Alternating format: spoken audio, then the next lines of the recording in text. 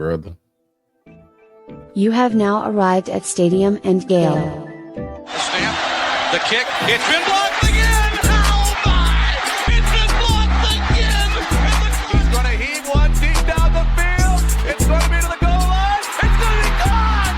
It's a touchdown! And the Gators have won the game! Tyreek Cleveland! Oh my! I can't believe what I just saw! Dropping back to throw. Thompson fires the ball over the middle. It's Dory! It's Dory! Got a touchdown! Dory's got a touchdown! Oh man! Dory's got a touchdown! Hands it off to Harvin. He comes back. Say goodbye. Ahmad Black, in his final game as a Gator, takes it all the way home and sends Urban out a winner. You have now arrived at Stadium and Gale.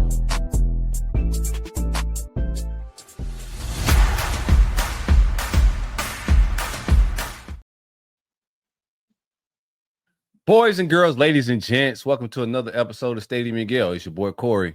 It's Dan. Delatorre. Top of the top, same corner, same time. No 2-5. He'll be back shortly, but you know what it do, fellas? Stadium and Gale after dark. Sorry, Well past the hands bedtime. We appreciate not past my bedtime. We appreciate everybody for joining. We've got Brandon James joining us a little bit later today. So we modified our schedule to make sure that it accommodated to him. So we appreciate you guys joining Stadium and Gale after dark. How's your weekend, boys? No complaints on my end, man. Summer has officially just ended. School started back today. So we're in the thick of just fall, man. Football's in the air for everybody. Junior, Gators, our Jags kicking 70-yard field goals, just breaking records out here. We heading to the Super Bowl, baby. Oh boy. I know the vibes. Great weekend, man. The Dolphins ended in a tie, so we know exactly how they're going to do this year. I mean, it's perfectly symbiotic of how they're going to do throughout the season. They're just going to be average at best. Somewhere between 7-10 and 10-7. Yeah, we'll probably have 3 wins with 4 to go. We'll be out of the playoffs, and we'll rattle off 4 straight. It's just what we do. Still better than Jacksonville. Yeah, for sure. Nick, you have a good weekend? Yeah, big weekend. Got to watch all of Scrimmage on Saturday.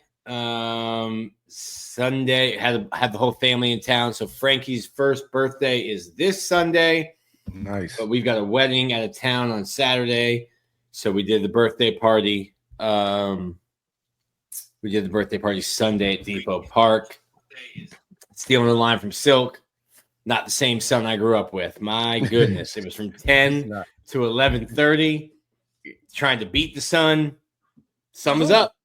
The sun was up. The sun was awake. The sun came and celebrated the birthday with us. Had the smash cake on deck. A little hesitant at first. Gave her like a little scoop, a little taste. And I think once she got the taste, she was like, okay, ready to go. Yeah, that'll do it. Cake never stood a chance. A little hesitant. Yeah. She didn't like a bunch of people yelling, singing happy birthday. It was like, what's going on? And then she realized that there was sugar in front of her and it was over. Well, congratulations to you and Lauren. That's awesome, man. 1 year. It's kind of hard to believe. It's hard to believe it's been a year. So congratulations. Bye, bro. Almost didn't keep myself alive this year, but kept her alive. That's you know what?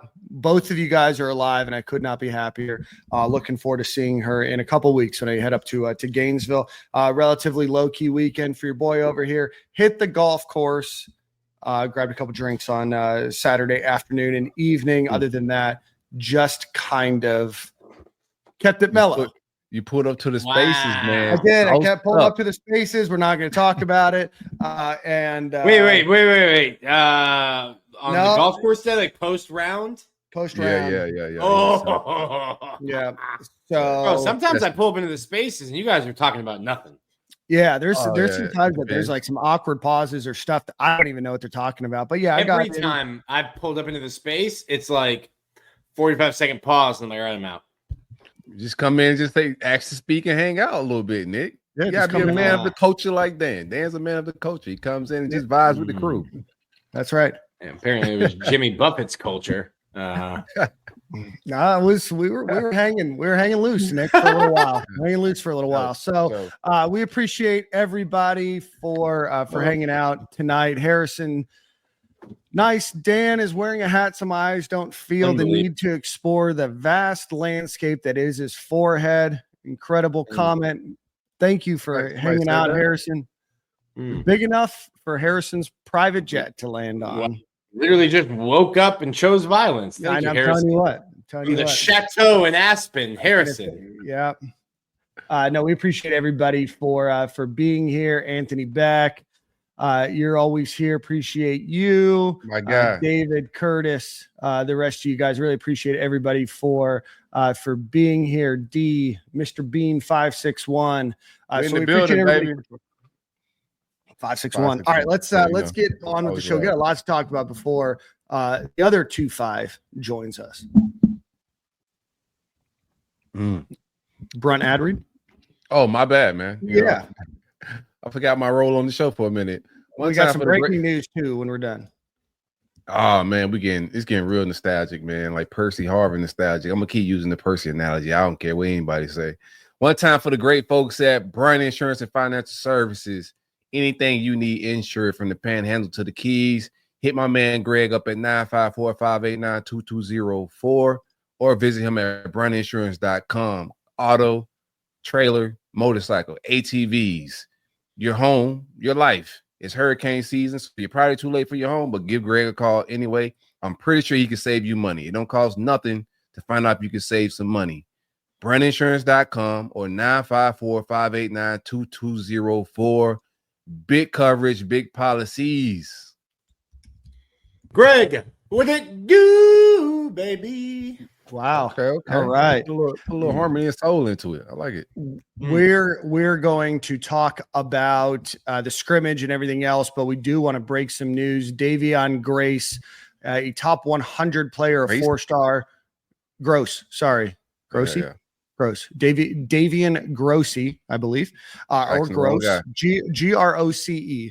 committed to the Gators over Oklahoma. A big surprise if you looked at the 247 prediction crystal ball thing that they have and the RPM that On3 had. They all had him going to Oklahoma. So he is from Lone Star High School in Frisco, Texas, 6'1", 190 pounds. And if you give me a second, I've got his huddle tape here for you guys.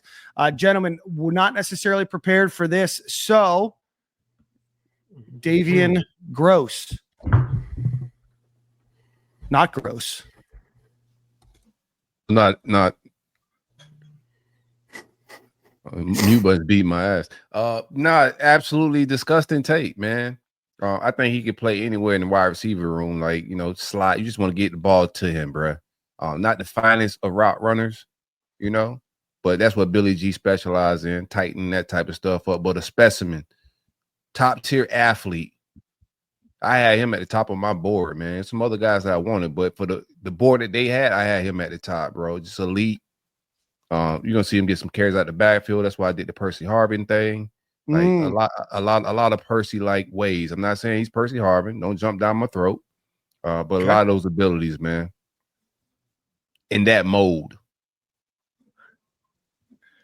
Yeah, no, absolutely. An elite get has offers from some of the top tier schools in the country's number 60 overall player. Sorry, was not expecting this. I'll be completely honest with you that he was going to commit. I know that there was some excitement, but I didn't have anything ready to go. So number 54 player on Rivals, number 83 player on 247, the number 36 player on ESPN. His cumulative ranking in the Rivals industry average, I guess that's what they're calling it now, is 60th. The 6th best wide receiver in the country and the 7th best player in Texas. So committed to Florida over Baylor, Oklahoma, Texas A&M, Oregon, Notre Dame, Miami, Michigan had offers from really anybody or any school that you could think of offered him. So really an elite talent offered by Grambling State first.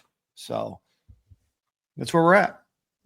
Yeah, you're going to see him get carries between the tackles, run some jet sweeps, run some deep routes, a little bit of everything, just a pure athlete. What's his size? Can you give me his measurables real quick? 6'1", 190. Yeah. Okay. Yeah. So I don't know if this has been factored in or not. I think it has. This will be the 18th commitment for the Gators. 19. This will be 19. Okay, so rivals. Yeah, they haven't changed it yet. Okay, so right now the Gators are ranked 14th with this addition. With math, I'm guessing somewhere maybe around 10 or 11 after this commitment. We'll update you as the show goes on. But Davion Grosse commits to the Gators and another huge get. So they're 12th right now. That's what they jumped up to, is 12. So he on Rivals, he would be the top rated player in the class right now. Correct. Yep. He would be top ranked, followed by Draylen McCoy, then Kendall Gerville, CG Bronow, KJ Ford, and Marquise Daniel are your top 6 there. It's a huge get. Yeah. From Texas. Listen, Corey absolutely keeps saying it. You don't question the wide receiver evals or the wide receiver takes, whether it's the portal, whether it's high school. It could be from Australia. They find a kid from New Zealand. You trust it. You got to trust it, man. The wide receiver takes have been hitting. I'm not taking a wide receiver from New Zealand, Nick. If Billy want him, you got to give Billy the nod and leave Billy to his own devices when it comes to receivers, bro. That's what he do. He gonna get in his bag. Corey, I didn't think we was gonna land this kid, bro. I thought we was out of it. I thought for sure it's an Oklahoma slam dunk. Yeah, I was just waiting to the end of the year to flip somebody. That was. I think we kind of wrapped up the receiver room with this kid. Yeah, so you follow recruiting a little bit closer than I do, at least, especially for this kid. We had Justin Williams on a few weeks ago on this program. He's also kind of that combination running back, wide receiver. Would you compare the two? They're similar. I like the way he run the ball out of the backfield, but I think he could go in between tackles. Seems to be a little bit bigger. Gross or what? Gross. Okay. Yeah. I think they're a lot alike, to be honest with you, man. Okay. I just think Gross is just a better athlete at the position, but both are really good athletes. So now I'm surprised they took 2 of those guys. I don't think both of those guys going to be playing that. I think one will position. Probably running back. You kind of have to think, right? I think they still I don't know. I mean, so if you look at this class, right, you have the number 6 overall wide receiver in the country in Davion Grosse. I hope that's how you pronounce it. It might be gross. Anyway, then you have Mark. It's not. You keep saying it. What? What is it? No. I hope it's not.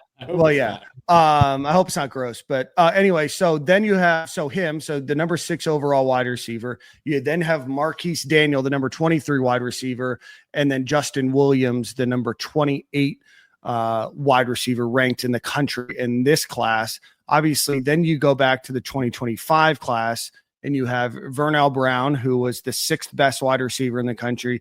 You have Dallas Wilson, who was the 8th best wide receiver in the country.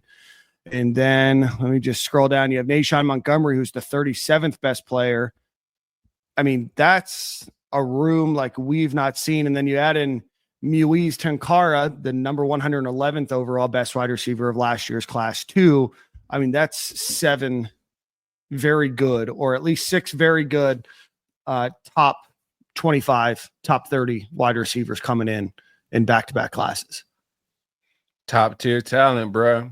Getting crystal balls from Haven as well in the 27 class and number 1 quarterback. Like the talent acquisition, get me to the playoffs, Billy. That's all I need, bro. The talent acquisition is on point. Nick, don't hide your face, fam. Get me to the playoffs. Florida Victorious. Oh, Florida Victorious. Yeah, man. Shout out to whoever's landing the kids, bro. I don't know Nick, if it's Heisman. I don't know happen? Florida Victorious. Nick found out. We found out. Nick, you gotta tee up a guy. We'll keep it. That's my bad. My bad. We were having a great talk. We were having a great talk pre-show. None of it was about recruiting. Yeah, I mean, I could have had everything teed up, but that's all right. That's why we do this live. We appreciate you guys for breaking the news in the chat. So again, Gators grab Davion Grosse or Gross. We're going to get that pronunciation. We'll let you know next week. But again, the number 60 overall player in the country, the number 6 player in wide receiver in the country, the number 7 player overall in Texas. Corey, you brought it up as well. I think it's important to mention the Gators got a crystal ball, a slew of crystal balls today for Elijah Haven, the number 1 overall player in the country, according to 247, the number 1 QB in the country, according to 247 and ESPN. Rivals, which Rivals and On3 are the same now. They're still using the Rivals moniker, is the number 7 overall player in that class, but a slew, Steve Wilfong, Keith Niebuhr, a number of them from Dunham School in Baton Rouge, Louisiana, 6'4", 205 pounds, looking at Michigan, LSU, Alabama, Auburn, etc. Corey, what can you tell us about him? He can straight up ball, man. I mean, you go from Himothy to Himothy. Florida seems to have this routine we talked about in the space, bro. I think they're going at the 5-star in between. It's hard to keep 5-star at the 5-star on the roster. I would like to have a 5-star every class, but that's a lot of bread, and it's just not, sustainable. 5-stars want to get on the field. The DMs and the tampering is going to be through the roof. So I think the process seems to be 5-star. And then you go 4-star, 4-star, guys that need a little bit of development, and then you go 5-star again to create a little gap. I think Haven is Himothy. He's going to be one of them guys. He's originally from the Atlanta area. If you look at his film right now as a sophomore, he looks like a grown man. He looks like a college quarterback right now. Love his mechanics, love the footwork. He ain't perfect. There's some things to fix, but when you look at the tape, you're going to see it's a reason why he's the number 1 kid in that class. Yeah. Michigan got their guy today. Okay. Yeah. So I thought us and Michigan kind of led. That's why you seen the crystal balls start to kind of pour in. I know LSU was in it. They seem to be leaning towards Nussmeier. So I think we got our guy. I think we just got to win. I think he's visiting in October. Nussmeier will be gone by the time he gets on campus. No, but baby Nussmeier. It's another. Oh, baby Nussmeier. I'm sorry. Correct. Yeah. LSU. It's like a Phillip Rivers situation. There's many. Yeah. He was too busy creating babies instead of a better offensive play calling sheet. I get it. One's more fun than the other. The offense is okay in the NFL. It just stunk here. I don't know what it was, man. But LSU and Florida were both out the Nussmeier and Haven. Clearly, everybody wanted Haven. He's the top guy. But I think everybody's kind of reading the tea leaves a little bit. Florida leads there. Billy's just doing a good job. I don't know what they selling, but they selling it. Him and O'Hara get top-notch quarterbacks in. Once they locate their guy, they pinpoint them. It's a wrap from there, bro. They've been doing a great job. So talent acquisition. I was just going to say, I've told you about my buddy that's a private quarterback coach down in the Sarasota, Manatee County area, and he's got a couple of guys that are being recruited by Florida in that 27 class. I don't know, where that's going to go now, and both of them will probably end up elsewhere. But he gets to travel all over the country, right? And he gets to meet a lot of quarterback coaches and their associated staff members as well. And he said Ryan O'Hara is one of the better coaches that he's talked to in terms of just understanding talent and developing talent out of players, helping those guys understand what they're seeing on the field, how they can improve their tape. He's a student of the game in terms of, when somebody comes on campus, he knows what their flaws are. And when they do these camps and everything else, he'll know immediately how to correct them. So just because of his role, he doesn't probably get as much credit. And, a lot of people, I think, give the credit to Billy Napier. I think Ryan O'Hara really is a gem of this staff from somebody I know that is a Florida State fan. So he has no reason to prop up Ryan O'Hara. Very nice. Billy dropped the eyeglass emoji. Very nice. All right, so that's where we're at there. Brandon James coming on at 9, Corey? Okay, so that gives us about 15 minutes to talk about the scrimmage. Nick, is that enough? Yeah. Okay, perfect. All right, let's do one quick ad read for our friends over at Alumni Hall. Go visit alumnihall.com or go visit them in Gainesville on Archer Road. You can find anything that you want for the Florida Gator fan in your life. We're going to work on a promo code for you guys before the season starts, but go visit Alumni Hall. Anything that you want, from golf polos to game day shirts, both football, basketball, as well as any other sport. So go check them out. They have the widest selection of Florida Gator apparel in all of Gainesville and online. So go visit alumnihall.com or go visit them in Gainesville on on Archer Road, just off of 75. Nick, the Gators did have a scrimmage on Saturday, and you were in attendance. So what can you tell us about the overall scrimmage? I think Billy said it today. DJ did not scrimmage. It's interesting. So, like, I'll peel the curtain back a little bit. Like, it's not a football game. They don't like kick the ball off and have 15-minute quarters, run a full game. It's still, a lot of it is still like practice. They go through different portions. You have a lot of situational stuff. So the 7-on-7 portion, DJ threw a lot. And I've said this on our Florida Victorious message boards for like a week now. DJ keeps doing a little bit more each practice. He's just not throwing when they have 11 on like live rushing. Yeah. Because even though the quarterbacks are not live, something can happen. If you're going full speed, edge, rush, tackle, somebody gets rolled into, you need DJ Lagway. This is, I'm going through it. Never been negative, always been positive. So I'm trying to not, always look through my orange and blue glasses, but this is the best I felt about an offensive line, probably top 2 or 3 defensive lines. Somebody mentioned, this is the best defensive line you've probably ever seen. I'm like, there was Dominic Easley, Sharif Floyd, Ronald Powell. Like there was you were there for some elite defensive line. Will Muschamp had, good Lord, could not figure out an offense, but the defenses were sensational. Muschamp ain't missed that one position on defense. All that. No, he did. He did because he would get 12 safeties in a class. He'd be like, hey man, what about a tackle? Offensive tackle. Guard. Oh no, I'm saying defense. No, I'm saying defense. He didn't miss on a that's what I'm guy. saying. Yes, but like it was all like cornerbacks and safeties. Like the secondary, you get some linebacker. Actually, no, all defense. Every spot. Jared Davis. Killers. I still see Antonio Morrison. Like, what do we? I still see David Reese. I still see David Reese at practice. I was talking to him today. The other David Reese got his 8th year of eligibility. Shout out to him over at Syracuse. Wild class of 2018. That's just bonkers. I was talking to David Reese, the linebacker, 33, who's a coach. He's coaching the edges now. And we were talking about how they stat the scrimmage.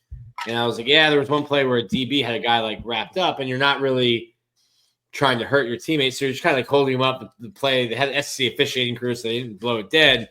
Linebacker comes over, and they just gave it a solo tackle. And I was like, buddy, nothing against you, but I think you had like 120 tackles one year.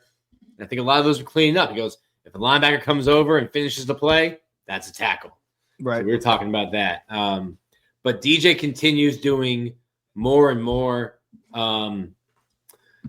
He joked that he doesn't have a prosthetic arm. If he does, the money was well worth it because he's throwing the ball great. I think if anything, he looks fine to me. I think if anything, you're just being precautious because despite me saying it's the best offensive line, the running back room is crazy deep. You've got speed all over the field at receiver.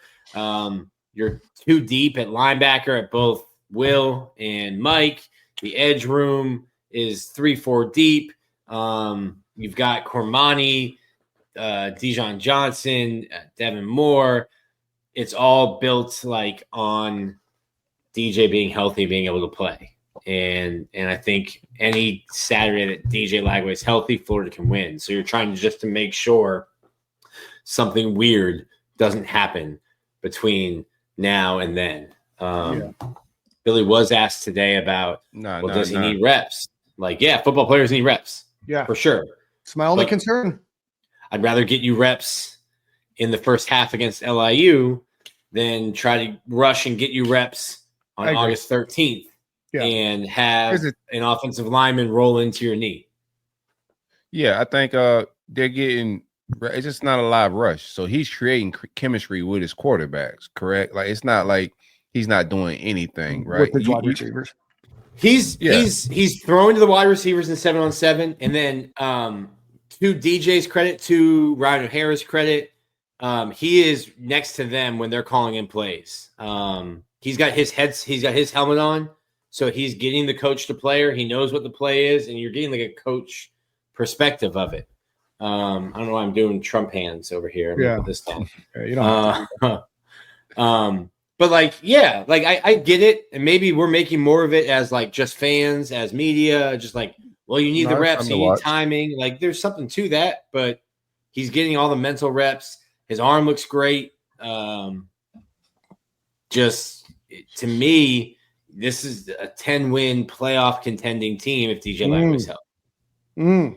Yeah, I think I know what I'm gonna get, right? And we already dealing with some question marks about his health. I already know from a preparation standpoint, I trust DJ with that. Like, I wanted him to get better with his, some of his intermediate accuracy and all of that. But I trust him to be prepared each game, skill set wise, leadership wise, like all that's gonna be on point. But if he goes down, like, what does my QB2 look like? I'd rather a competitive QB2 battle doing camp right now. I prefer him to be healthy and playing 100%, but that's just not the case. So, and it seems like they're being cautious with everybody injury wise, not just DJ. Like, nicks and bruises, I don't think they're making guys fight through it, which is good. You trust your depth chart. So if you trust 2 and 3, why have one just getting banged up? No, let him rest, get back healed. It's a war of attrition throughout the whole fall. It ain't just winning the football games. You got to win that war of injuries as well. So just get healthy. We're deep at a lot of positions, So I'm not mad that he's out like that. I trust him, and I want to see how QB2 shakes out. I'm watching that battle very closely. Yeah, you did have some, some other injury news. You did get Aiden Mizell back fully healthy. You got Trey Wilson back fully healthy. You did get an injury to LJ McCray. That happened last week. That won't be very long, so he should be back before the start of the season, is from everything that I've heard about him. Ultimately, a lot of scrimmage notes on Florida victorious, and so we're not going to steal that thunder. So, Nick, I do want to just go over a couple things here, if you don't mind, and the rest of the report will be there. Hold up, Dan? Yeah, I did. Okay. Yeah. So proud Florida victorious member, Dan Thompson. Proud Florida victorious member. I've got the little travel bag that was just delivered a couple weeks ago. So I appreciate Florida victorious. I'll be using that a couple of times. I would break the news about where I'm going, but I haven't told my parents yet, and I got to feel like I got to tell them first. They can't know the show. So I can't know. Dan's going to Tulum. Not going to Tulum. I don't have an interest in going to Tulum. Going to some much more fun and cool places. Much more fun. I corrected myself before it registered in your brain that I said something wrong. Kick returner Vernell Brown III, and then Nashawn Montgomery, and punt returner Tank Hawkins, and then Vernell Brown III. That's what we think it's going to likely be this year, Nick, or is that just what hurts my heart when people ask questions about special teams and I start talking about Rocco Underwood and Tommy Doman? They're like, shut up. And I'm like, wait, you said special teams. This is this is what they want to hear. Is a potential All-American candidate. Oh, for sure. I don't want to. If I hear his name, that means things went wrong. I'm a brick. I don't think they do long snapper All-Americans on those though. We'll do one for him. Yeah, they do. It'd be a great brick though. How are you a special teams aficionado? That word had me in the headlock for a second there, bro. How are you a special team aficionado and don't know that they get All-American bricks? I don't think they do. I don't think that they actually do, but there are people that give away like the All-American pick. Because didn't we have one a few years ago? Long snappers are recognized as All-Americans. Yeah.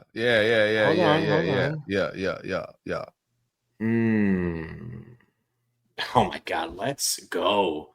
All right, so that's okay, what we anyway, got. yes. What are your thoughts? Yeah. They weren't going to just give it to VB3, so back there. Also, J. Mike Sturdivant is back there. Not in your. So I didn't know. I'm almost having like deja vu because I remember like when Shim DK came and you're like, all right, I kind of know what he is. It's like he'll be a solid guy, maybe like a move the chains guy. Thought that about J. Mike. He didn't have a great 2 good seasons back to back at UCLA. I keep saying nobody had good seasons at UCLA. Their head coach literally left to be an offensive coordinator instead. But then he ran 23 miles an hour when he got here. I'm like, oh, okay, this guy's a little different. You get a speeding ticket for running on campus. A lot of the guys on the team. He's been back there. I think those will be the two. You always have two back for kick. Tank Hawkins is getting looks at punt return, and then VB3 as well. Jaden Baugh is also doing both. I think Jaden Baugh is kind of like your safety guy.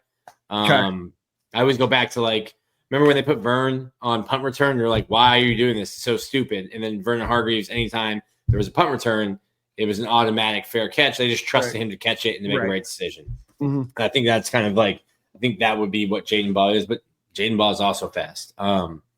It's been really cool to see Vernell VB3 kind of graduate because he was on field 2 in the spring doing punt return. I remember being like, dang, this is a weird mix of guys over here. Why aren't Nashawn and Vernell doing this? And then to kind of see him get called up, and he looks good. Vernell had an awesome scrimmage. He had an awesome practice today. I think you guys all saw, I don't know if we're going to gloss over it in the scrimmage, Aiden Warner spinning it. He did spin it. Never wrong, just early. No, he did look like he put every ounce of power that he had to get the ball there. No, I don't think he flicked it, Nick. I don't think so. The flick. No, absolutely not. No, but still great. Lost cord. All right. Yeah. But yeah, I think it's funny to talk about it right now with what I think is the best returner in Florida Gator history coming up. But getting back to making special teams and the return game a weapon, I think you've got some guys, VB3, Nashawn Montgomery, the guys with wiggle, guys with a little bit of wiggle that can make people miss. Kick return, punt return, totally different. Mm-hmm. Some of the guys, I don't want to call them out by name, but some of the guys I was talking to Tyler Miles about, I was like, some of these guys look like they've never played baseball. I was not anywhere near the athlete that these guys are on the field. But because I played baseball and because I play outfield, I can look up and move around really well. There's guys who you don't know where your feet are if you're not looking forward or looking there's some guys just that you think would be good at it that just aren't comfortable catching and knowing where they are when they're looking up. Well, I mean, it's hard, right? Obviously we've talked about this. I've never played the position before, but being able to catch the ball and then be able to move and make quick judgments from there is a specialized skill set, right? Just because you're fast and you can run a straight line doesn't necessarily mean you're going to be the best kick or punt returner. And I see it a lot in practice where they do a couple sections where it's a couple special teams practice work like this. And it's a couple times where you're not hitting in practice, but if they were hitting in practice, hey buddy, you would have learned real quick to call a fair catch. You would have gotten smoked, which is part of camp. Part of getting the reps in, getting used to it. Yeah. But one happened today, and I can't remember. I think I was next to Sean Kelly, and we looked at each other and were like, "Ooh, that would have been a train wreck. 2 trains hitting each other." But yeah, I think that's exciting. VB3 is going to play a lot. He is polished. I think he's a guy that can play in the slot. I think he can play outside as well. And he'll probably be a guy. Punt returning. I think VB3 is ready to play. And we're going to see a lot of them. And he's also a guy they're going to find ways to get him the ball, to just get the ball in his hands. I like it. Let's see through else. It looks like Aiden Warner's 2 right now, and then Harrison Bailey, and then Jones. Is that kind of so they're – yeah, I would say obviously it's DJ Lagway, and to kind of what Corey was saying earlier, there's a steep drop off after DJ Lagway, but that's the era we're in right now. Texas might have been maybe not the only school in the country that could have handled Quinn Ewers getting hurt. But by the way, he stunk for the Dolphins, man. Tough. Thought we got to steal in the 6th. We did not. Not many schools can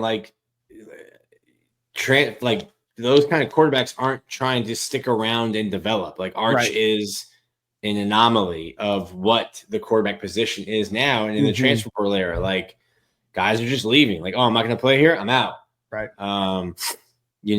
Deshaun Purdy showed up and was like, dang, DJ Lack was pretty good. Let me get out of here. Yeah. And like real quick. So it's tough to build and develop quarterback talent because it's not like receiver. Like Florida's going to run through. If all the receivers are healthy, they're going to run through 7 guys, and like 7 guys will play. Right. You just got a lot of talent there. I want to mention Moise Tankara. He got dinged up a little bit early, but this is a guy who wasn't here in the spring, was like doing prom in high school while all these other guys were in the spring and in the weight room. And because of the injuries with Dallas being out and Trey and Aiden was out for a little bit, Moise has looked awesome. Really crisp route runner. I don't know what he's listed at, but he's every inch as tall as he's listed. Good hands. There's still some moments during practice where you're not running the right route. And I don't mean like you were supposed to run it in and you ran a fly, just like not running the route to the yardage that you were supposed to. And that's stuff that's going to come. It's just a lot being thrown at you. But I really like him. 6'3". 14. I don't know. Yeah, he's every bit of 6'3". Cool kid, working hard. So like, if everyone's healthy, they're going to use a lot of guys. You don't have that quarterback, so it's hard to build depth. Sure. But that was I went off on a side quest while we were waiting for Corey to come back. But well, no, I mean, I do think Aiden Warner's had an opportunity to get better too, right? Like, so write him off from last season. That probably wasn't the most fair situation for him to get thrown into. Well, it's hard for me to talk about Aiden because I don't know if people are trolling or they actually think that I care if I'm wrong or not. But it gets thrown like, no, you're just saying that because you want to be right. And I'm like, no, it's like Aiden Warner. When Harrison Bailey got here in the spring, he was getting first team reps because DJ wasn't throwing. So he was the second string quarterback. And then after a week of spring, Aiden Warner got all of those second team reps. Right. Now fall starts and it was Aiden Warner getting those reps. Now it's really back and forth. Like watching the scrimmage, Aiden's getting reps of the ones, Harrison's getting reps of the ones. Trammell got I think one drive with the ones in the scrimmage, but like still coming along. So I think it's like when Billy said today that backup quarterback job is open, I still think it is. And I can see that because Harrison Bailey is getting what's it called? Is getting more reps with the ones. So it's certainly a competition between the two of them. That's awesome. Gotcha. Any other notes that you want to gloss over? Again, go check out Florida Victorious. Go join. It's not that much money. So Nick has a full practice report. So we're a full scrimmage report. We are not going to go over all of that. We don't want to take that away from Florida Victorious, but it is there overall for your consumption. Talk to us a little bit about Trammell. There seems to be a lot of excitement about how he's done this fall. Yeah, he most of the time he's on field 2, which is, the development field. So like he's not number 2 right now. He's not number 3 right now. I wonder if like last year, Aiden Warner shows up on campus and has to have knee surgery. He's number 4. Then he's the scout team quarterback, but then he beats out Clay Millen and then he becomes number 3. And then when 2 guys get hurt in front of him, he's ready. So I'm not saying like Trammell they've decided to redshirt him or anything like that, but like he's just behind the other guys. He looks great running though. I can't tell that he had, surgery his senior year. Looks really good throwing the ball. I think he has some good touch on his deep passes. They're just no one's really the 3 backs behind DJ are just a little bit inconsistent, which is to be expected, right? Yes. I forgot Clay Millen was still on the roster. I'll be honest with you. I like. Shout out to Clay Millen. He just graduated. Shout out to Clay Millen. Just got him and degree. Jason Richardson graduating the same year from UF. Yeah, that's crazy. Oh, shout out to Trent Brown. Trent Brown. Big Trent Brown. Shoot, at one point he had the highest offensive lineman contract in the history of the NFL. Yeah. Still came back and got the degree. He's with the Texans right now. Awesome. Trent Brown was the first recruiting interview I ever did when I got the job. No kidding. Coming out of huge kid. I think it was. I want to say JUCO, but it might have been like one of the military academies. I thought it was a military, prep school like that. It might have been prep school. Corey, we have an ETA on Brandon because I want to hit this question from Sean. No, go ahead. He hasn't hit me back yet. Okay, cool. Sean Gibson. Anything else on the scrimmage before we get into? Good to go. Okay, cool. So go check out Florida Victorious. Sean Gibson, appreciate the super chat.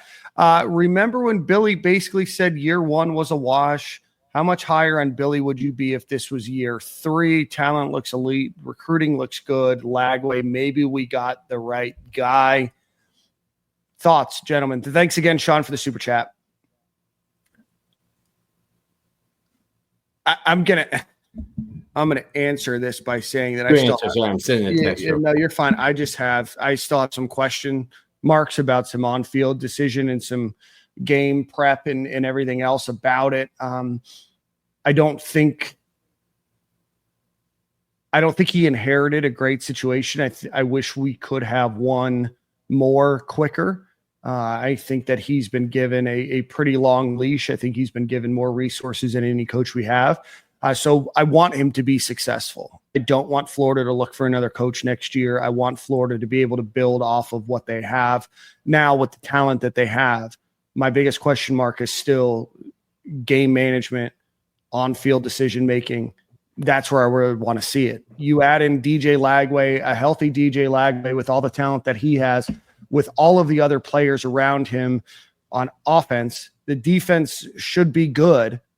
We just don't have any excuses anymore, right? And that's kind of where I am in this thought process with Billy Napier. He's a nice guy. He's been on the podcast. I've got the chance to interact with him a bunch. He seems like he's a genuinely very caring person, and I want him to be successful at the University of Florida. I just still have some question marks right now, and it's tough for me when you're getting paid $7.5 million to call a year a wash and then to do it again the next year. And obviously we saw a corner turned a little bit, but we still have barely above a 500 record in 3 years. Yeah, it's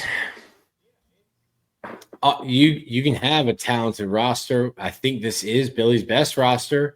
You've got to win football games. It doesn't matter if you're injured. Doesn't matter if your quarterback gets hurt or who gets hurt.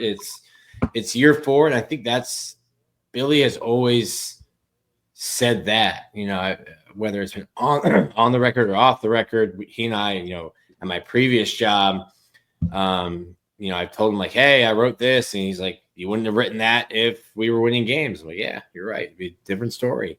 So he gets it. He understands. He understands that it doesn't matter. Your team could be preseason number 1, like Texas A&M baseball was, and then not make the postseason, and you're fired. So all you can do is build the best roster. I think he's done that, and now you've got to win games. And that's offense, defense, and of course, special teams. Yeah, Corey, what are your thoughts?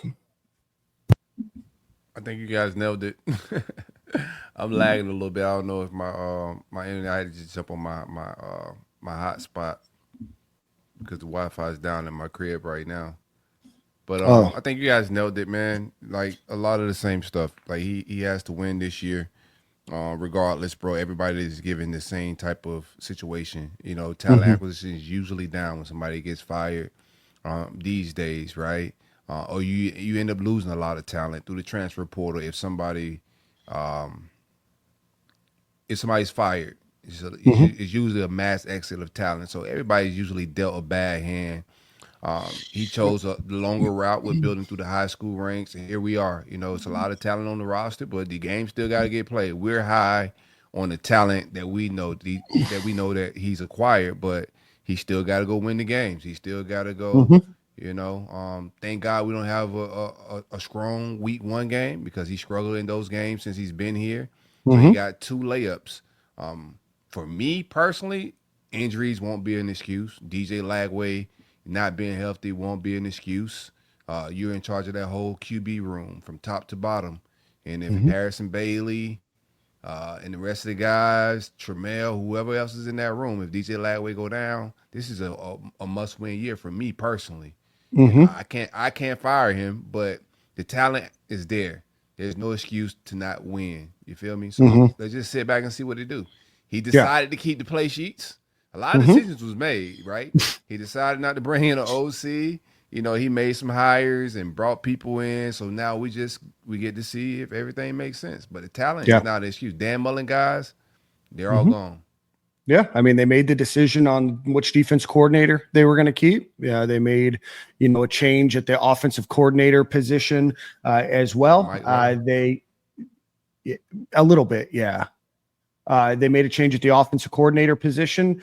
They brought in a new linebacker coach and Robert Bala. They made some offseason decisions, and you see the vision in recruiting, and obviously recruiting has looked good so far. You're still not at the top 5 in terms of recruiting classes. We can be really excited about the players that he's gotten, but there's still a lot of talent, right? The AP poll came out today. The Gators are 15th. They're going to play number 1. This is preseason, right? So it's a lot's going to change. Right now, they play the number 1, number 5, number 9, number 10, number 19, number 21, and number 24 ranked teams in that, right? So they have a challenging schedule. The schedule's not going to get any easier over the next few years. So now is your opportunity to say, this is the vision that you built with the players that you wanted to bring in. And now we've got to see it. But this is the most talented roster I think the Gators have top to bottom in a very long time, at least on pure athleticism and talent itself, right? There's still some production questions. There's going to be a lot of new faces added to this team, but you see the vision. You see a team that loves playing for him. You have a lot of other great things that are a part of the program. Now you just have to win. Point blank. Period. Is this where you at with it? Play off a bus? Like, what's win? You say we say he got to win. What's win? Am I loud enough now? Let me know. Yeah, you're good. I'm good. All right, cool. What's I think you have to be at least in playoff contention, right? You have to show that you are a formidable team, right? If you go 8-4 and your 4 losses are 4 blowout losses, I'm going to have questions, a lot of questions, right? I think if you look at this schedule, you see 6 pretty surefire wins on there. At least I do. And then the other 6 are some toss-ups with some games that I think that Florida is going to lose. I don't think they're going to go 12-0. If you can go 4-2, if you can go 4-2, you're in the playoffs. If you could go 3-3, you may be in the playoffs, depending on how everything else shakes out at 9-3. But yeah, I think you have to be in contention. I've always been like, it's not black and white. There's not a number, kind of like what you're saying, Dan, because like it depends on what the losses look like. And if you look at those games too, a lot of those are on the road. Not a good road coach. There's no way around it. This is black and white. There have not been a good team away from the swamp, and you have to figure that. You have to figure that out. You have to be able to take the operation and go on the road. Like a win week 3 at LSU would be monumental for this program. Yeah.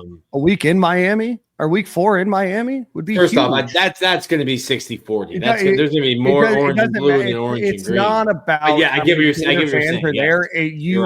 You have to come back and you have to win that game, I think. Yeah. Especially after the way last year went. You got to, as Corey would say, you got to go up and you got to put your feet on their couch.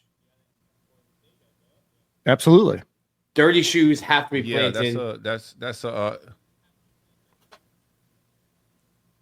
Go ahead. Yeah, because I mean you're on a tight run there between LSU, Miami, and Texas, right? LSU, Mm-hmm. Texas, Miami in a Mm-hmm. row. That's So tough. out of those, you got that. That's tough, right? Which I like. I like in all those games. I'm just gonna keep it a beam, bro. I'm not gonna sugarcoat anything for you. I like us in all those matchups. Texas is probably the toughest one, but we got them at home. LSU on the road isn't ideal, but I like catching them early. The offensive line is struggling in camp, so I would like to catch them before they get some chemistry rolling. But Miami, you got a fresh new quarterback in bed. That's a whole real team. Um, I just don't think they're a very good football team, regardless of them being at 10. I think they're probably closer to around like 20 to 25-ish, like talent wise. Mm-hmm. I think they're overinflated. So if you lose to that football team, for me, that's another slow start. Yeah. And I don't I think mean, you can right afford now, a slow start with this schedule. Right now, Florida is underdogs against LSU by 6 points and 3.5 point underdogs against Miami. Which isn't bad on the road. I take 3.5 on the road. We'll see how it changes as we get closer. Miami's gonna have to play Notre Dame week 1, so we'll get an for sure. idea Yeah, no, of this is just they what are. it is now. We're 14-point favorites against Florida State, though. For sure. If you want to lock that in. No, I like Texas. What I like about Texas, Texas defensive front. Texas defensive front is going to be a problem. That front seven, right? I think they're very talented. Same thing with LSU. I think their front four is good. They went and got a lot of guys out of the portal. Hopefully they don't figure it out early, but defense usually see ball, get ball. So I think the defense will be on point. It's just more of an offensive line. I'm not a big believer in Nussmeier. Don't believe everything you're hearing about Texas out of camp. I don't believe the offensive struggles, everything they're putting out there is, 100%. They came in ranked like number 1. I think they gotta get this team something to be mad about. Put a chip on their shoulder, get them an axe to grind during camp. So I think that's a little bit of that. Don't believe smoke coming out that Texas is struggling offensively. From people that I know, I talked to Bo Scape and some guys over there in Texas, and they're tied into the program. They're not hearing the same thing. They're hearing that offense kind of clicking. And it's a battle. But yeah, you got to beat Miami. I said a lot, but you just got to beat Miami for a lot of different reasons. You can't beat Miami. I don't like the schedule bodes well for you. Yeah, no, that's definitely a win the Gators have to get. I think if you're going to compete, because if you can't beat Miami, then I don't know if you're going to beat Texas. I don't know if you're going to beat Georgia. And then just assuming, right, and I never want to count a loss, but just prognosticating off of that, then there's maybe another toss-up game in there that Florida could potentially lose. And at that point, you would be 8-4. Right. And even at best 9-3, if you do lose to Miami, Texas, and Georgia, is 9-3 good enough with who they beat? I don't know. I don't know if that would be good enough. Yeah. I think our schedule strength is I know it's the toughest in the country, right? So I think the schedule strength with 9-3 get you in the playoff. Ole Miss was almost there. We just kind of ruined the party when we pulled up. But if they had beat us, they'd be in the playoffs. There's a lot of determining factors, but I think if you're at 9-3, you're there. That's why I kind of got us at 9-3. If you could get to the SEC championship in some type of capacity, that helps. With me, it's a successful season. But this is a playoff caliber team. If he don't do it this year, I just don't see it happening. I'm not gonna be ready to fire anybody. Yeah. Florida fire somebody, we'll do a coaching board. But if he can't do it with this roster, because you're going to have a lot of changes on the offensive line next year. You're going to graduate, some on your defensive line. You're going to be losing some skill positions now, or some key positions. Now, obviously, you're going to have the young guys that we're all hyped about now going into that next year, DJ Lagway as a junior, et cetera. So, there's still a lot to be excited about. And, right now we think that Florida's got some good depth on the offensive line that might move in. But right now you have an All-American center. You have 3 other very high caliber players. You have 5 guys on that offensive line that have played 300 snaps. So all of them were ranked in the top 15 in run blocking, right? So we've got the components, right? This is a line of scrimmage league. You've got the offensive line, you've got the defensive line. I just don't want to spoil it. And like, if it doesn't happen and if Florida doesn't make the playoffs, like, I just hope it's not due to like just silly decision making, right? And kind of the same things that have befallen this program for the last few years, right? Issues on special teams, issues coming out of timeouts, delay of games, not getting things in on time. Like, those kind of things are what I want to see improved. So again, it goes back to like not just the wins and losses. Like you said, it's not totally black and white. And I think if you have some key injuries, like that changes the narrative a little bit. But I just want to see this program run operationally sound. It's college football. There's going to be mistakes, but some of the mistakes that have plagued the last 3 years, I hope are gone going into year 4. Yeah, you're going to have injuries too. Like, we're not going to be on the team with injuries. Yeah. So injury is just not an excuse for me this fall. Right. Everybody But I mean, like DeLand man said here, right? The over under 6.5 wins, right? So we're excited. There's a lot of question marks, right? Like, throw the money down if you're ready to do it. But right now, Florida's underdogs against Georgia, Texas, LSU, and Miami. Like, we think that Florida has a chance to win those games, but right now Vegas, who makes a lot of money, has us as underdogs, and not necessarily 1 or 2 point underdogs. You have 3.5, 6, 8 to Georgia, 6.5 at home against Texas, neutral field. That's 9.5. Remember that spread for Georgia used to be like 20 something points. It used to be crazy. Yeah, it used to be nuts. Now it's like what the FSU line is. It used to be nuts. Yeah, but what's crazy is like we're all roughly the same age. Like, Georgia wasn't like, it was a rivalry because it was in Jacksonville, but like Spurrier smoked them. Right. It's only like recently, like in the last 10 years, that Georgia's had our number. Yeah. I mean, Georgia had some stuff in the 80s. Florida's winning in Jacksonville this year. Yeah, clip we're it. running down on them folks, Chat, man. clip it. August 11th. Florida's winning in Jacksonville. August 11th? On August 11th. I'm saying it on August 11th. Oh, on August 11th. Sorry. That's today's date, Dan. Yeah. I was like, Nick, I'm not sure what you're talking about, my brother in Christ. Yeah, I see it. Like, shout out to my guy King Malik in the comments. Bro, like, Malik's getting shots up in the Yeah, comments. he's Georgia. Go ahead. Yeah, I'm gonna respect Georgia's talent acquisition and their coaching.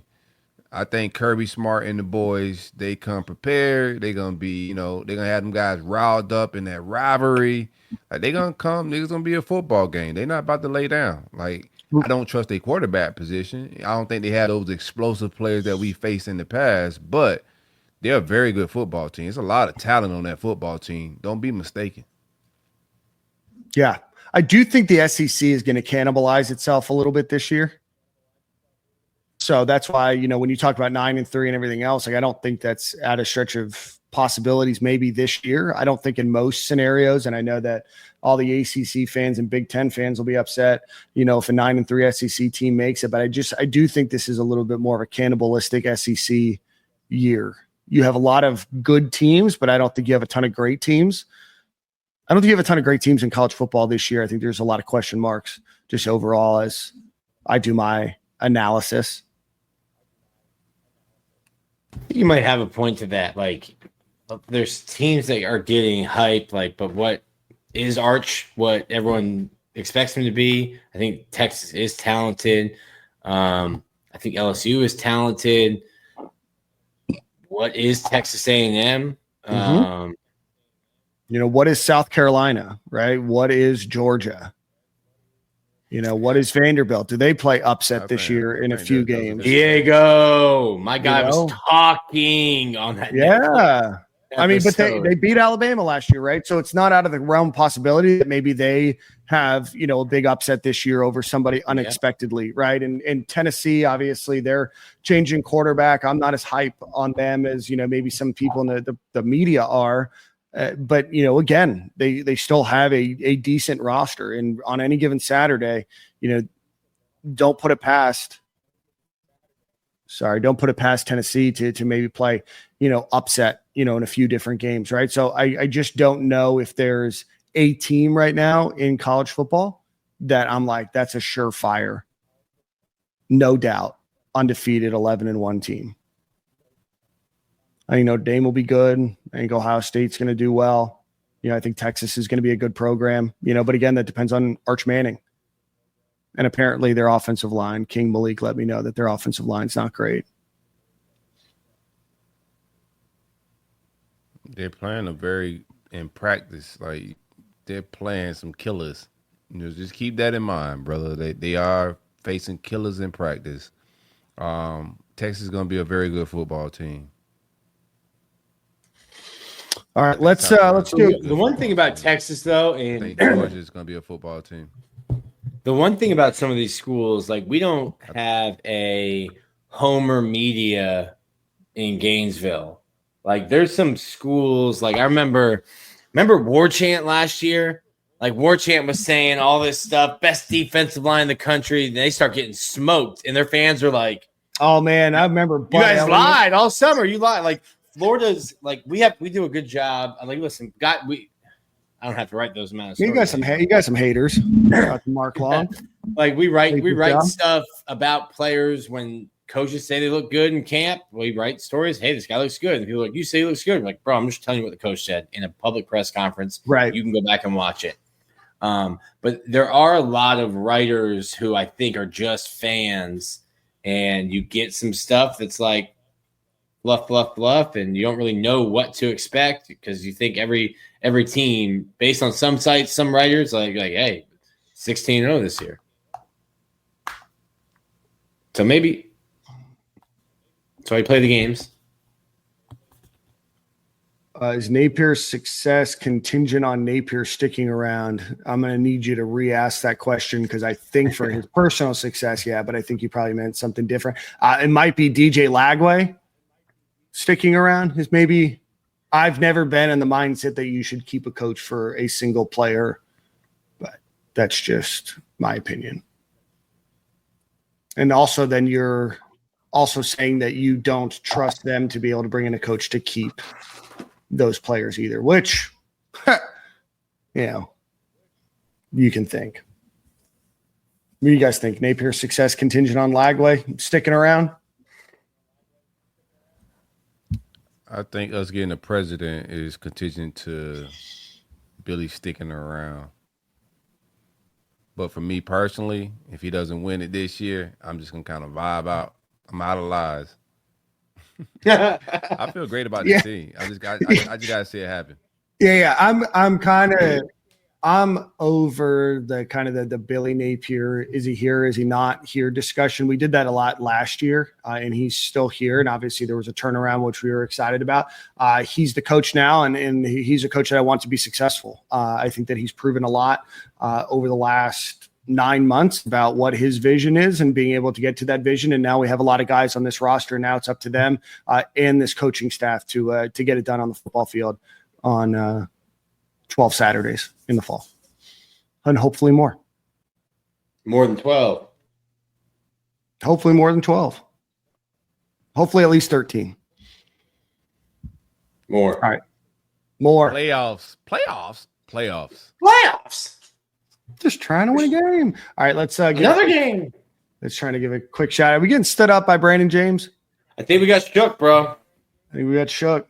I do too, man.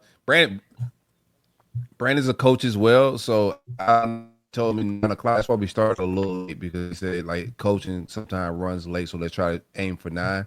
He hasn't hit me back right now, so we'll see. Do we got more topics? All right. Yeah, we got more topics. We got to talk about the defense back group. So we got time. We got two ad reads to do too. So let's do it. Can't let them.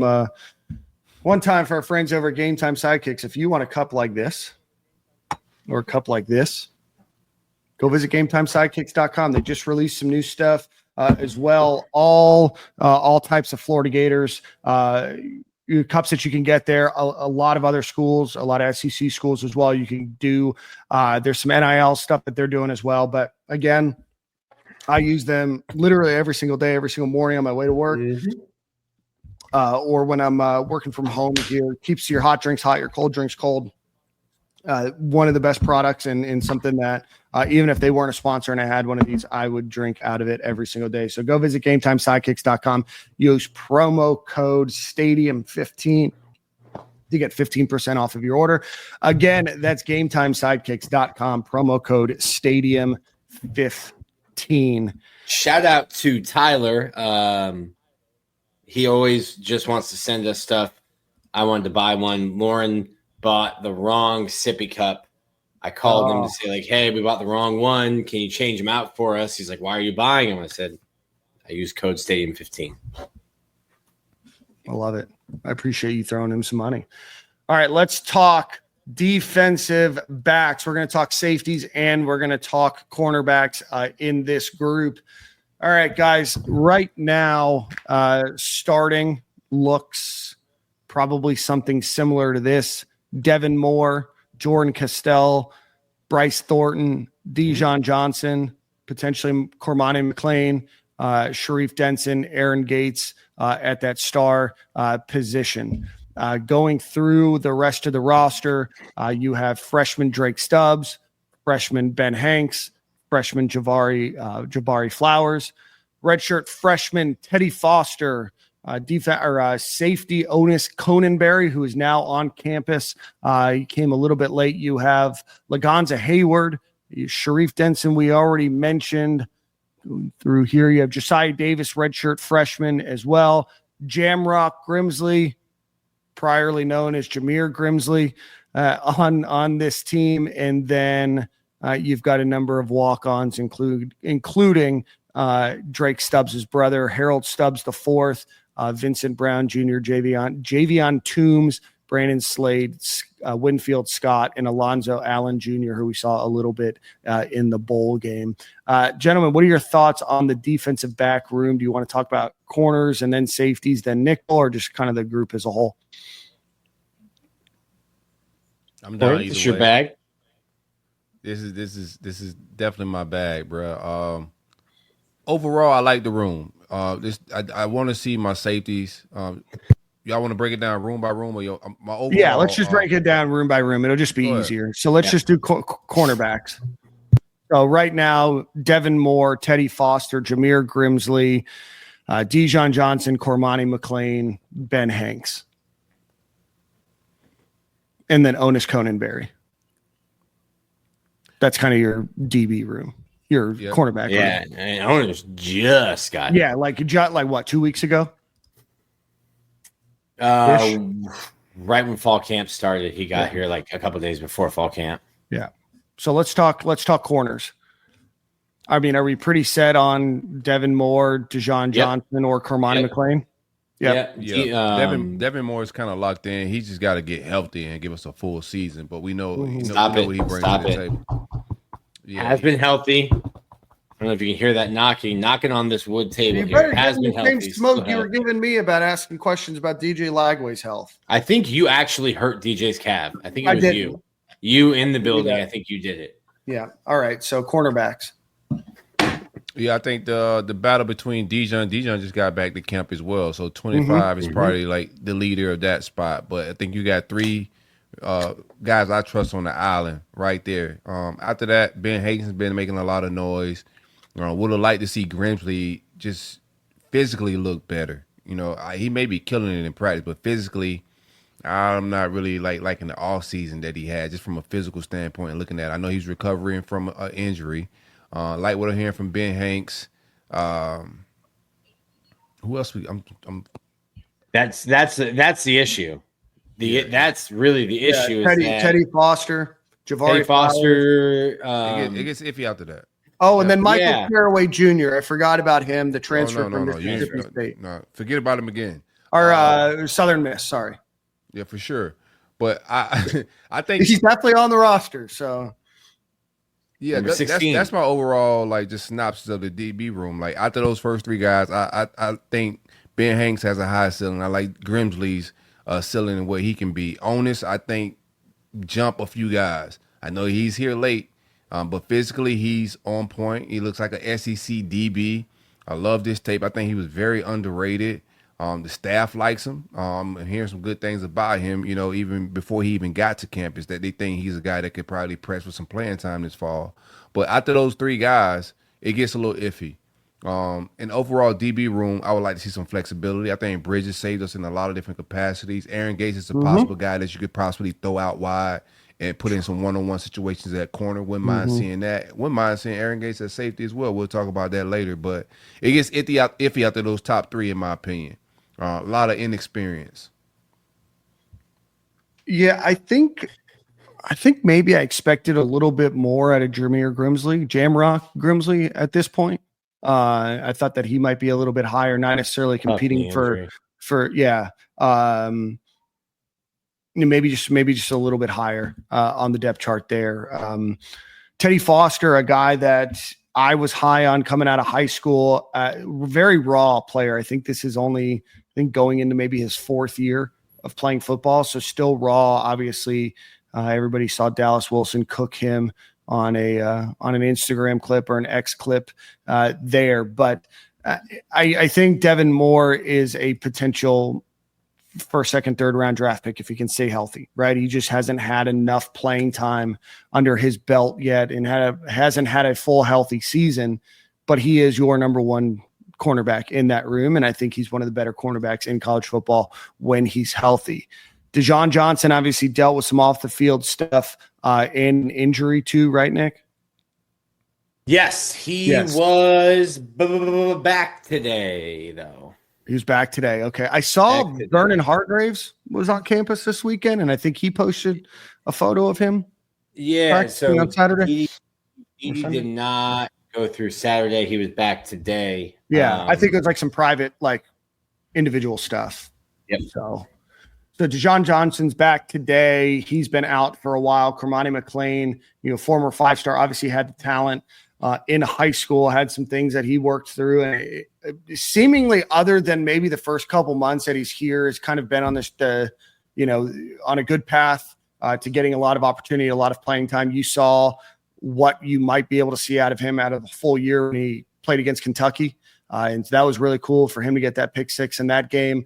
But there's a lot of hype there. But again, you've got to, in my opinion, you just got a question mark there, right? Dejon Johnson, I think, has some good skill. We've seen him get torched at times, and now he's moving in. And DBs are going to get beat, right? But now he's going to be moving into a more full-time, starting role, or him or Kermani are, and neither one of them have had that full-time role at UF, right? So that's something you have to deal with. Yeah, regardless of like them, I know what those dudes bring to the table. Like Dijon and Kermani are going to be, they're lockdown type corners. I trust them on the island. It's just after them, it gets a little tricky. They got to stay. And then we got two of those guys we're talking about that just haven't been the healthiest. Dijon missed a lot, most of spring. I think he did a little something here and there, but he missed most of spring. Early in camp, he's missed. And Devin Moore has just been injury riddled, since he's gotten here. So 25, I think, is the most reliable guy just from a health standpoint that we can rely on. But you keep those guys healthy throughout the season, we got 3 lockdown dudes that I could trust on a one-on-one island. Yeah. And this is going to be a theme, at least for me, with this whole room, is that I like the guys there, but after the front line, experience is just not there. It's just not there. I mean, even on the front line, it's a little shaky. I mean, Kermani McLean hasn't played much in 2 years. Looks good. I'm not saying that he hasn't, right? And that's no. I'm saying spring started to click. So I've always said this: it's never been an on the field thing. It's always been some like stuff off the field. But on the field, I've watched Quincy Tease. I'm blanking on the coach's name now, but watching these guys. So Kermani's so athletically gifted that he would get lazy with his footwork, get lazy with his technique, because even if he got beat, he had the speed to catch up. And they're just like hammering into his head like, hey, you don't have to chase people. You can just keep them in front of you. And he's been doing a really good job. He's been coachable. Probably a lot of props to Quincy Wilson. I don't know if he wants to coach. He seems to be enjoying it. Get to see him every day. Yes. Yeah. But like he puts in extra work with all of the cornerbacks. He's always with somebody. He's always with somebody. Quincy had a good career. Yeah, he did. But he also threw his shoe, so that's the least he could do. No, he didn't. No, that was Marco. Marco. Wrong brother. Yeah. He still should like make up for your brother throwing the shoe. Like, yeah, buddy, Marco. The whole family owes us like DB practice. Like Marco ain't coming back. We don't want to Gainesville. Chad ain't coming back to Gainesville. Very good. Quincy. It's credit to him and credit to Tees. Both of them put in a lot of work with the cornerbacks after. Cormani looks awesome. Yeah, one of the things I want to see Cormani get better on is his zone. I think he's great in man coverage. Sometimes in zone, like assignment wise, he don't really stay on script. Another thing is tackling. I think the size he put on is going to help him in that capacity. I seen him in some of the clips that they put out from the team, him doing some good tackling with the running back. So those two things I think that he can improve on, but he's him. Like he just got to be locked in and focused, off the field, on the field. If he's locked in, we got a potential like first round type talent. Speed wise, size wise, like the kid got everything you want in a lockdown corner for sure.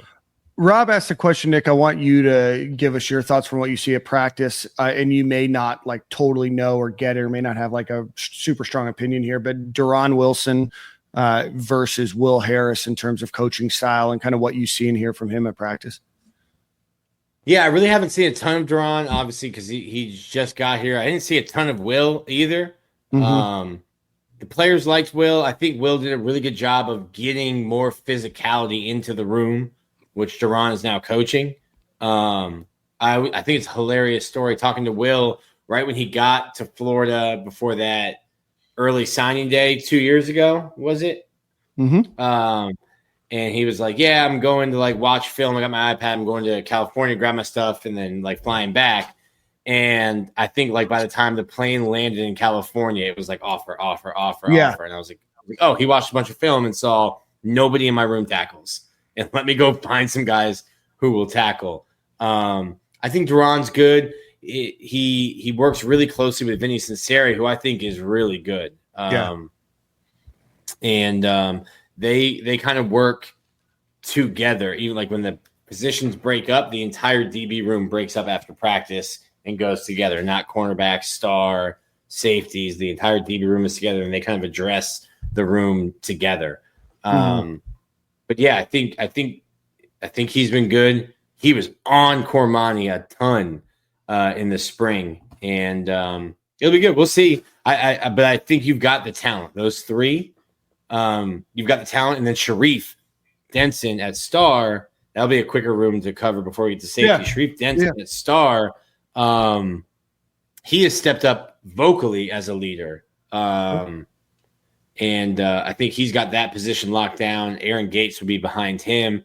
I'm just hoping, talking to Aaron Gates, knowing his story a little bit, having the injury, missing his end of his senior year. Yeah, I thought he missed the whole senior year. No, maybe. Isn't that part of what his appeal was? Like Florida kept with him. Yes. Yeah.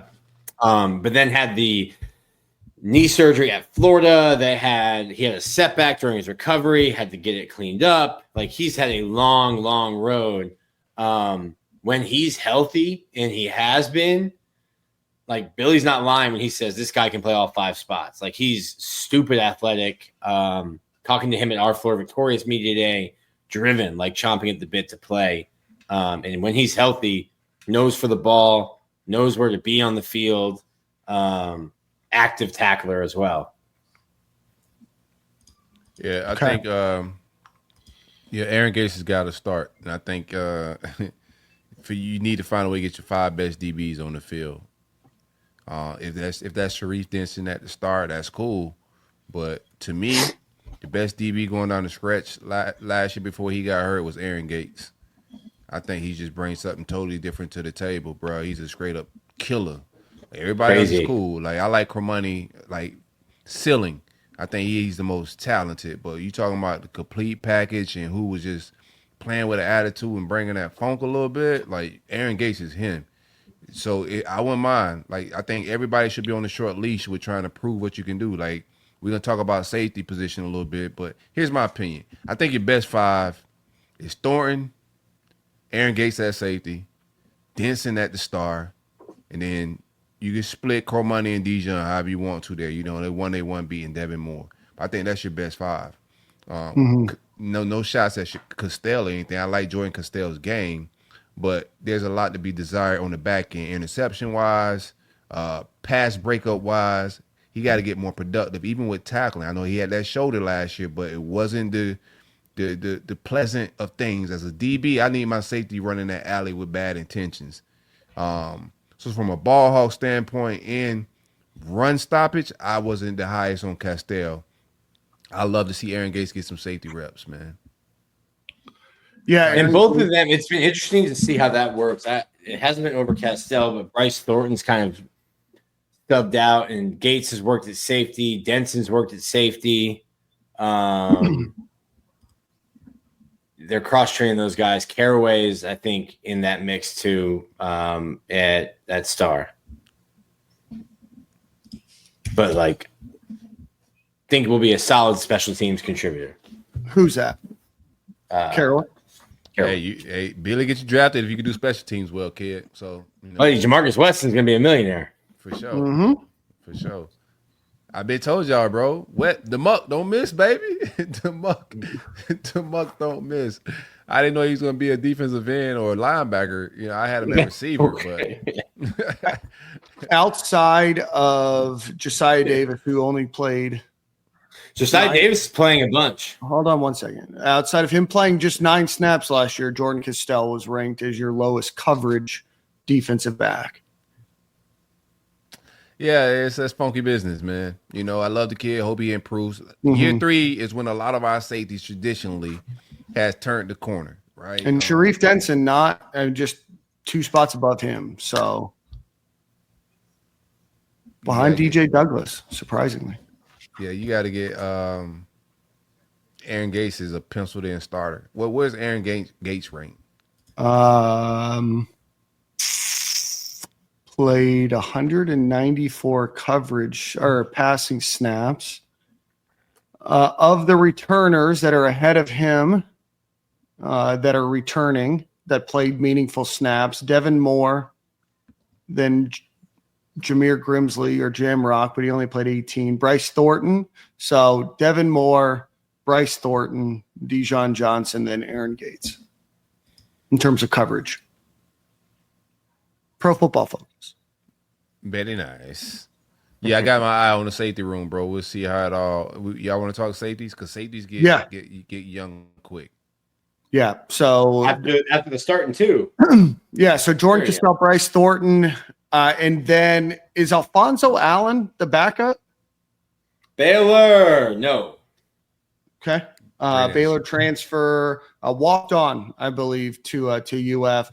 Drake Stubbs is in there. Lagonda Hayward is in there as well, but obviously a very young crew there.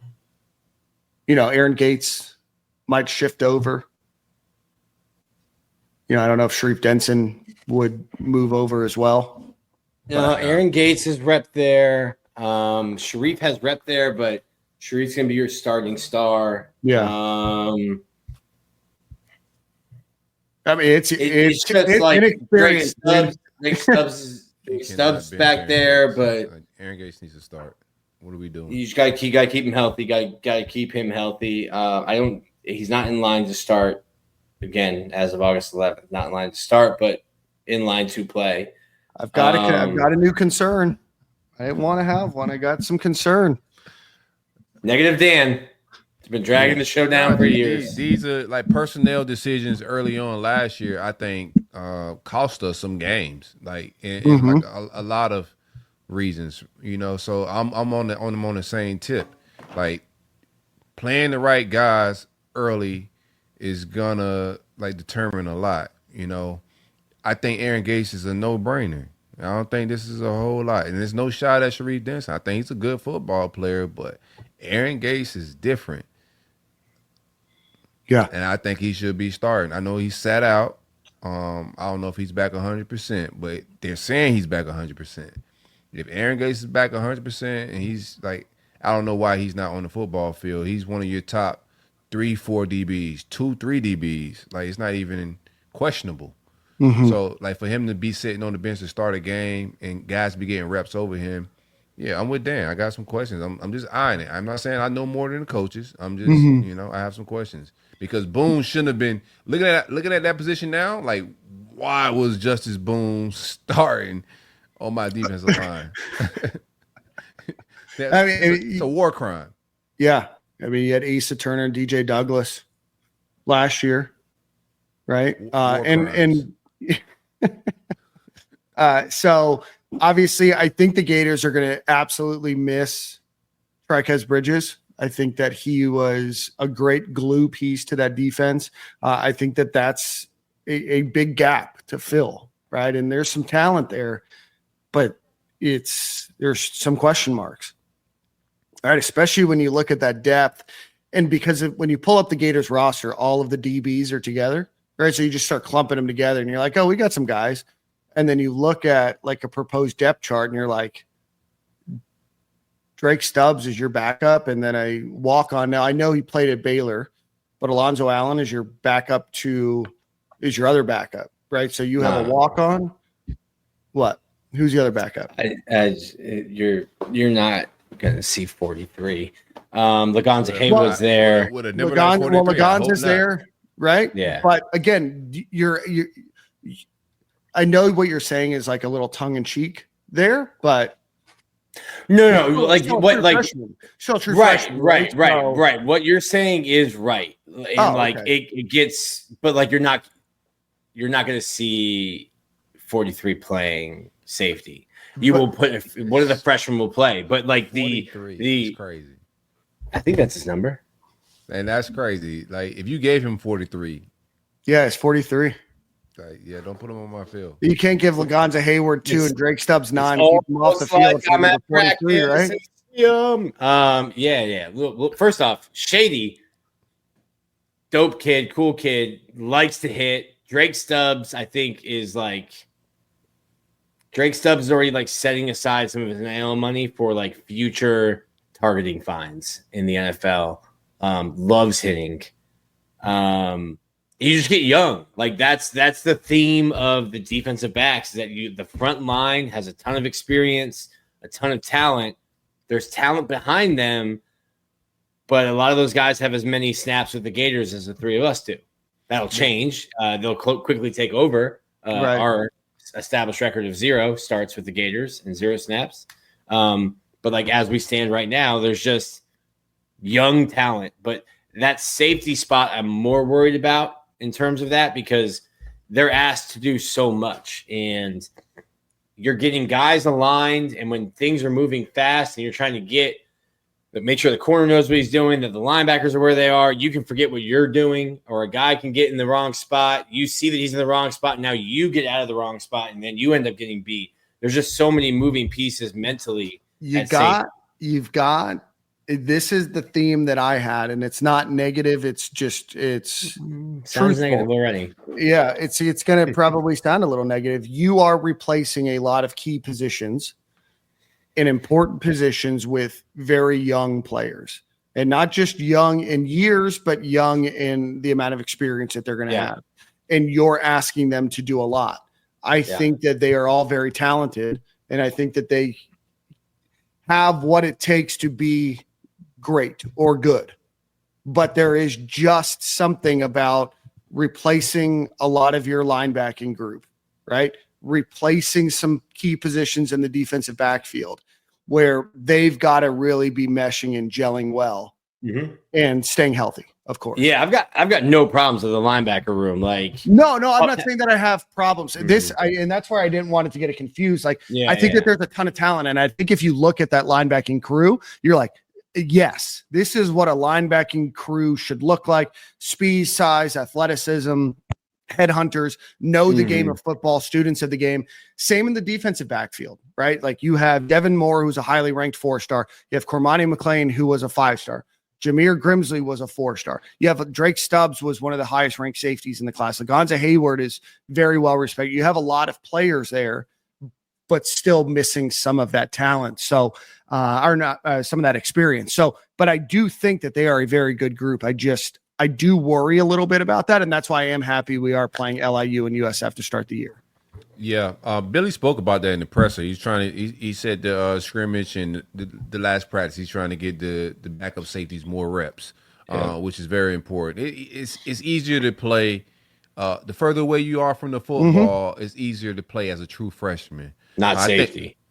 Yeah, I understand what you're saying, but they played Jordan Castell as a true freshman. I think both of our true freshmen are more talented than Jordan Castell coming out of high school. You got two blue chipper that both of these guys at one point, I believe, were 5 stars, like very talented guys. So it's all about just, you don't want both of them on the field at the same time. But once one of those guys go down, you got to have either Aaron Gates fill in. But if he's not the guy, you just got to trust one of the safeties to go make plays. Like their ceiling's high. They're going to make some mistakes. If you throw them out there, a mistake is going to happen. But I think the likelihood of you ball hawking something is probably higher with a true freshman than with Castell.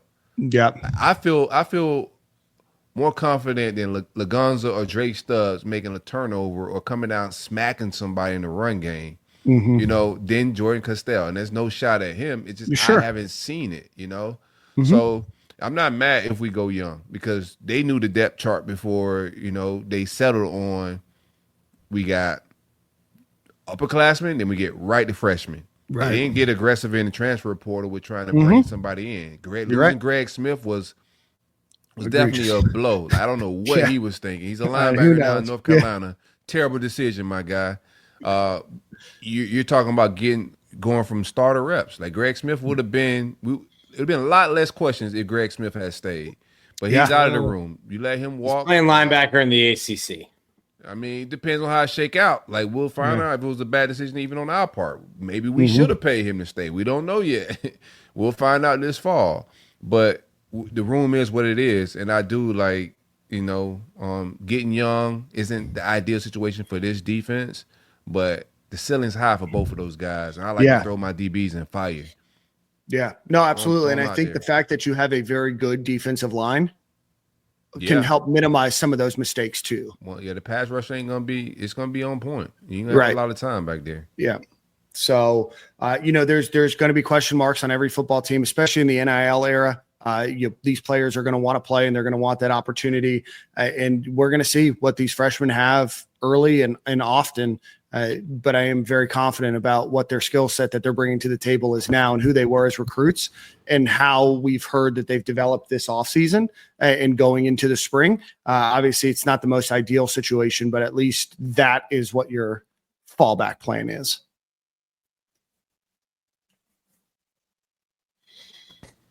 I like the room. I don't love the sharp drop off and experience, but like the room. And that's what I mean. Like you start to think, right, in the question earlier about Billy Napier and being back and everything else, it's like, you're going to lose some stuff you're going to lose a lot on the offensive line. You're going to lose some on the defensive line. But those guys going into their sophomore, junior, and senior year, I mean, there's some incredible talent, right? It's exciting to think about. How did Stubbs and Lagonza look in the scrimmage? Let me pull. Ooh, hold on. I got stats. Hold on. Hold, please. Hey, y'all smash that retweet. Steve Harris, I see you, man. My guy, Mackenzie, Dream, I see you, man. I appreciate the retweet. Everybody that's hanging out with us. Gators with the triple Z's. Wake up, my guy. You got too many Z's on that thing, man. Dan can cover with Banks collapsing the pocket. Hey.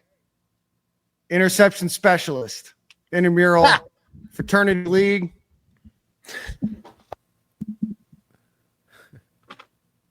Lagonza, I'm looking at my stats here. Lagonza had a really good day. Had an interception. That must have been. I can't remember which one that was. They had it in the highlight clip. An interception, 3 total tackles. Stubbs just all right. Got you. Just all right. Yeah, but Drake's my guy. Yeah, right. Drake Stubbs is your guy? My guy from Duval. Love Duval it. is deep. Had him right on after he committed. One more. How Moises seemed to be coming along fairly fast, like for like how late he got here. I know there's a lot of talent in that room, but he ran with the ones a little bit in camp as well. Yeah, so I talked about it a little bit while you were Dan let you the hamster to run your internet, but he's someone who's really taking advantage of the three guys, Mizell, Dallas, and Trey, Mizell and the Wilsons being out. Moise is taking advantage of that.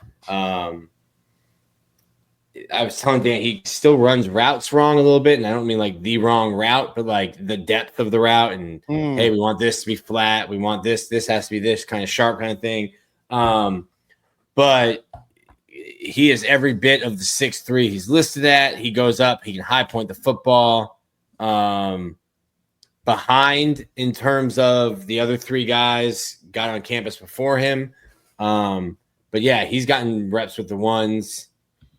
But so has like Jackson Wade. Who? 83. Yeah, I don't know who Jackson Wade is. Shout out to Jackson Wade. Wade is like White Lightning. Sneaky fast. It's the kind of guy I need to learn. Jim Rat. Yeah. Yeah. If he touched my field in meaningful snaps, I'm gonna be fire hot. No. It's not your fault you're on the field, Jackson Wade. I'm just, Just calling it like you see it. Florida victorious athlete Jackson Wade. Wish him nothing but the best and success this fall. Everybody in orange and blue, I wish the best, baby. All right, guys, you ready to get out of here? We'll get Brandon James on another time. Week, man. Yeah, he shook us out of our shoes. Yeah, we've got one final ad read, and then stick around. We do have a major Stadium and Gale announcement, and then there will be another one soon to come. One final time, go visit our friends over at Home Field Apparel, homefieldapparel.com. Use promo code Stadium and Gale at checkout. Will get you 15% off of your first order. Anything that you could want, vintage Gator style clothing, great for the football season. A lot of white shirts there for the early games this year. But go check them out. 6 pages of Florida Gator stuff. They have new drops all the time. I wouldn't be surprised in the next couple days, couple weeks, they have a lot more as we head into the football season. But Home Field Apparel has been a longtime sponsor of this program, and they continue to sponsor because you guys keep supporting. So go visit them. Homefieldapparel.com. Use promo code Stadium and Gale at checkout. I have probably 4 or 5 of their shirts. Wear them often. Soft cotton. I think you'll really enjoy it. So again, homefieldapparel.com, promo code Stadium and Gale. We appreciate there's 2,300 people watching right now. And so with that news, we want to announce during the football season that we are starting another podcast that we'll be recording on Friday mornings called Game Day Eve.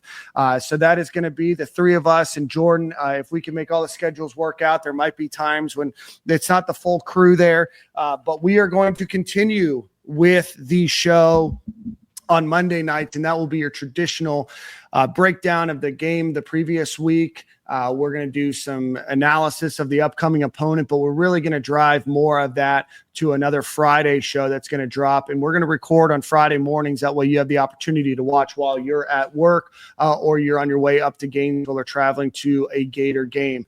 That will be on YouTube and X the same way this is, and then will be released in the podcast feed and hopefully give you enough time to digest everything about the upcoming game. We're going to have a lot of fun on that show. We're going to do some over-unders. Say what?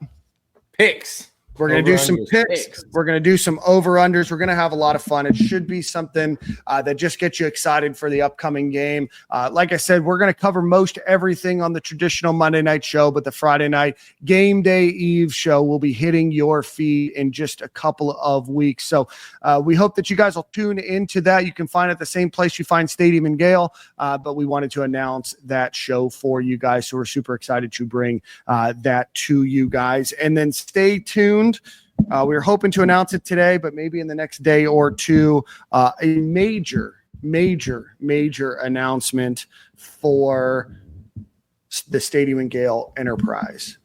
So wait, and we're excited about this one. We're very excited about this. This is going to be a lot of fun. And so we teased the announcement a little bit last week, but this is going to be great. So again, Game Day Eve, Friday mornings, and we hope that you guys will watch and listen to that. Corey, you got Song of the Week, my friend. Oh snap, man! Hey. I'm looking forward to that game day eve, bro. I'm gonna be honest with y'all, bro. So we do Monday, and like a lot of times, there's a lot of injuries and a lot of things happen throughout the week, man. Yep. Pressers, a lot of things to be discussed. So, we'll get the last minute game time decision players and whatnot, and we'll talk and kick it and hang out. Devices will be big.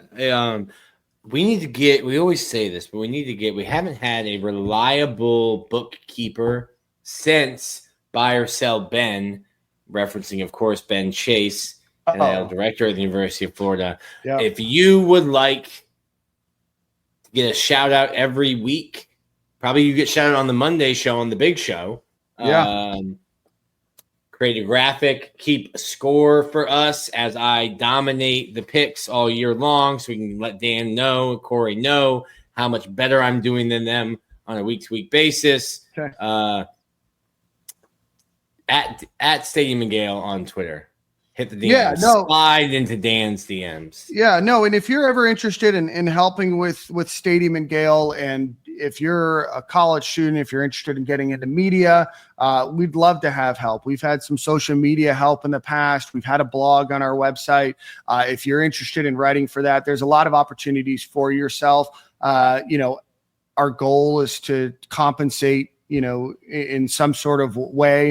This podcast does fine, but we're not overflowing with capital. But, if that's something that you're looking to do, social media help right now, we do have a guy that helps us now, and he's been awesome, especially the recruiting graphics and stuff like that he's been putting out. But, for those of you that are looking for that opportunity, we'd love to welcome you into the Stadium and Gale family. You get to hop in our group chat and all that kind of fun stuff as well.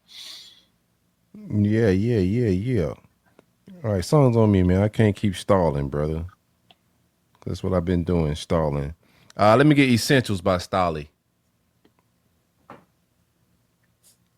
What kind of vibe we looking? West Coast. Okay. Hip hop? Yep. West Coast hip hop, introspective, below the surface. I like introspective hip hop. Like Common. Yeah. Something like that. Cool. Yeah, I know different type of rapper, I'm sure. So I'll be on the definitely listening to that. We appreciate you guys for watching. Appreciate you guys for listening. I appreciate you guys for sharing. We appreciate the super chat donations as well. We will see you guys same corner, same time next week. And pay attention to our social media feeds. We've got a very exciting announcement coming up in the very near future. We'll see you guys next week.